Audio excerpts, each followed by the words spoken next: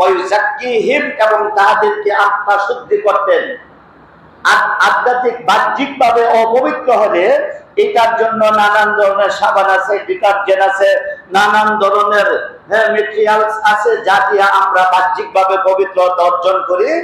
আর আমাদের ভিতর যদি অপবিত্র হয়ে যায়, সেটাও বিশ্বনবী মুহাম্মদুর রাসূলুল্লাহ সাল্লাল্লাহু আলাইহি ওয়াসাল্লাম শিক্ষা দিয়েছেন এবং বলেছেন, তোমাদের কাউ যদি তোমাদের ঈমানের সার্কুলেশন না থাকে, ঈমানের কার্যক্রম না থাকে, গুনার কাজের দিকে বেশি মন ধাবিত হয়, সওয়াবের কাজ করতে ভালো লাগে না, এমত অবস্থায় যদি তোমার অবস্থা হয়, তাহলে তুমি বেশি করিয়া তুমি আল্লাহ রাব্বুল আলামিনের জিকির করো।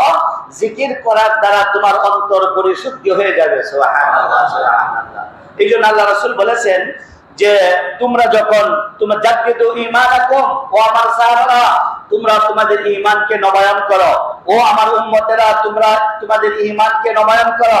সাহাবায়ে কেরাম জিজ্ঞেস করলেন, ইয়া রাসূলুল্লাহ কিয়ালা, ইয়া রাসূলুল্লাহ কাইফা নুজাদ্দিদু ঈমানানা, আমরা ঈমানকে কিভাবে নবায়ন করব? আমাদের ঈমানের ক্রিয়া নষ্ট হয়ে গেছে। হুজুর বলেছেন দুনিয়ার কারোর কাছে যাওয়ার দরকার নাই।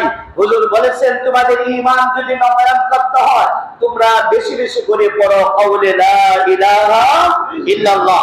ইল্লাল্লাহ পড়ার সাথে সাথে তোমাদের ঈমানের ক্রিয়া, তোমাদের ঈমানের সুবাহ, তোমাদের ঈমানের সার্কুলেশন, তোমাদের ঈমানের কার্যক্রমটা এবং এটার পাওয়ার, এটার স্পিড, আল্লাহ রাব্বুল আলামিন লা ইলাহা ইল্লাল্লাহ ধ্বনি তোমাদের অন্তরের মধ্যে মারার সাথে সাথে তোমরা নেক কাজ করতে তোমাদের ভালো লাগবে, গুনার কাজ করতে নিজেদের কি লাগবে?